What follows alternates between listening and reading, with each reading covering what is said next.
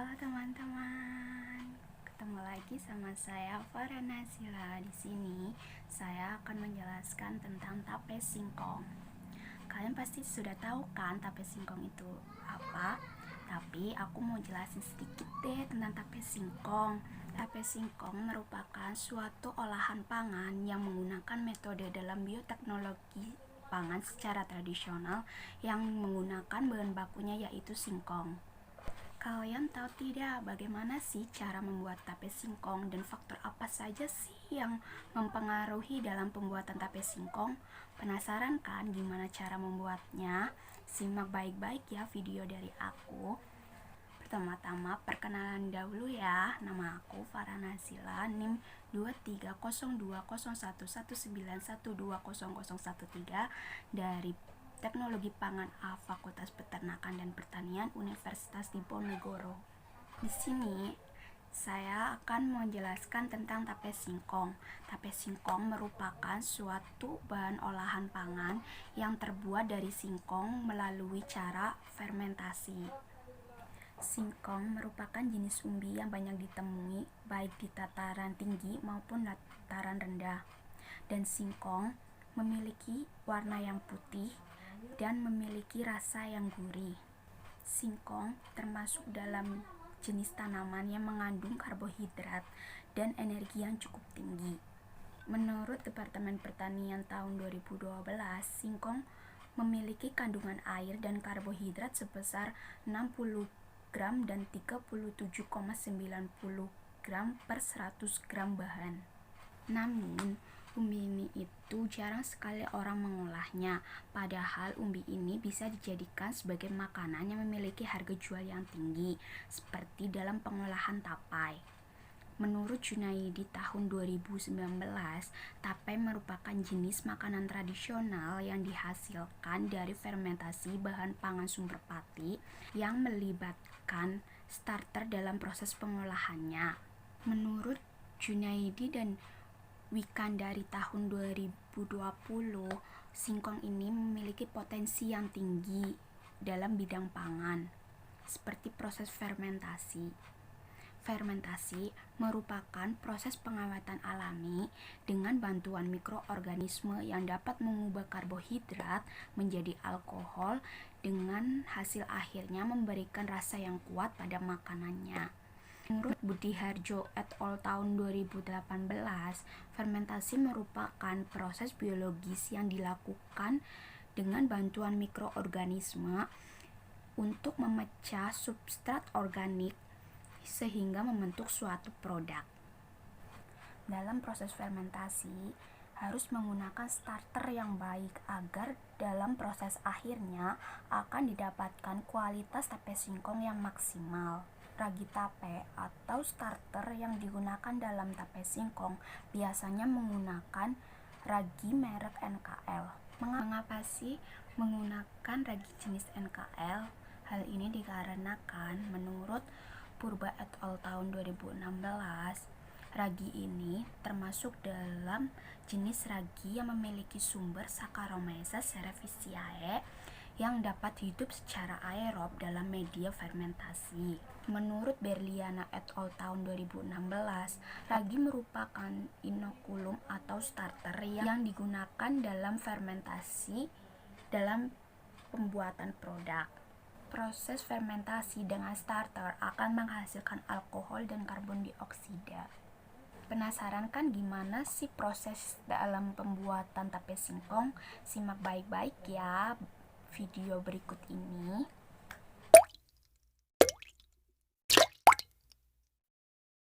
Jadi ini adalah bahan-bahan yang digunakan menurut Hasana et al. Tahun 2012. Ada singkong, ragi, plastik, karet, pisau, dan sendok. Pertama-tama singkong ditimbang sebanyak 118 gram yang telah dilakukan sortasi dan kemudian dikupas kulitnya.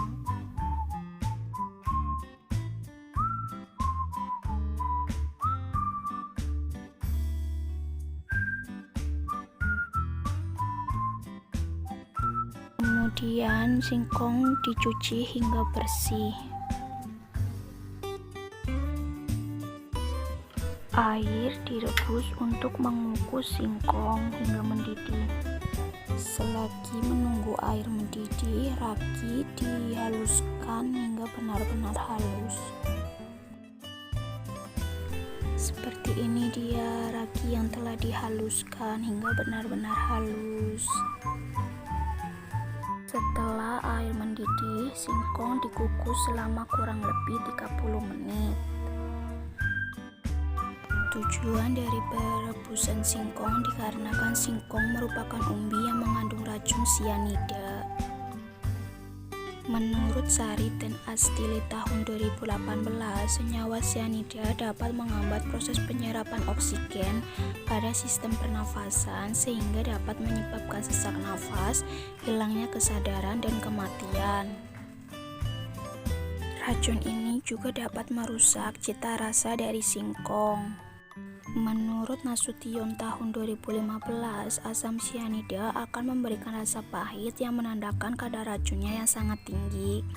Menurut Sari dan Astili tahun 2018, untuk mengurangi kadar asam sianida tersebut perlu dilakukan perendaman dan perebusan sehingga menghindari resiko keracunan yang mungkin terjadi.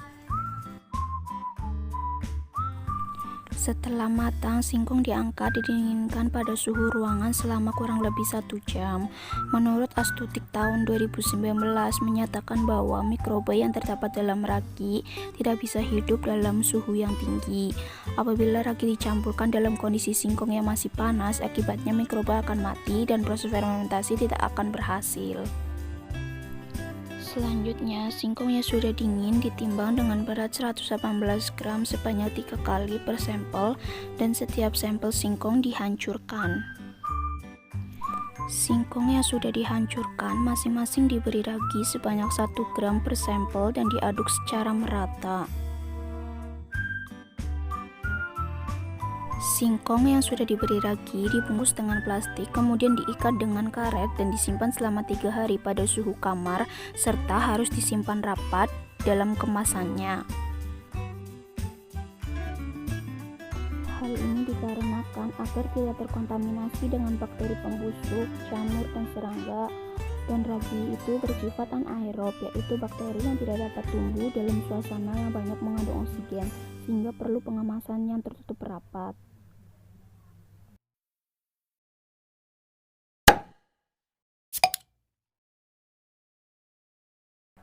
Nah, sekarang sudah tahu kan gimana sih caranya membuat tape singkong? Saya akan menjelaskan sedikit hasil yang diperoleh dari tape singkong. Pada hari pertama, tape singkong itu belum tercium aroma tapai dan tekstur masih keras dan warna yang dihasilkan masih seperti warna yang sebelumnya. Pada hari kedua, tekstur sedikit banyak, warna sedikit kekuningan, dan rasa tape hanya sedikit dan belum tercium alkohol. Dan pengamatan pada hari ketiga, tape singkong memiliki tekstur yang sedikit banyak, tetapi tidak hancur, hanya kekuningan, dan aroma dari tape singkongnya itu terasa tape singkong sekali, tetapi lebih dominan bau alkoholnya. Di sini saya akan menarik kesimpulan dari proses pembuatan tape singkong. Tape singkong diperoleh tekstur yang lunak. Hal ini dikarenakan pati telah dirombak oleh mikroba menjadi senyawa sederhana seperti air, asam organik, dan gas. Aroma dari tape itu memiliki aroma yang khas. Hal ini dikarenakan terjadinya aktivitas mikroorganisme dalam proses fermentasi. Tapai akan dihasilkan rasa yang manis dan asam.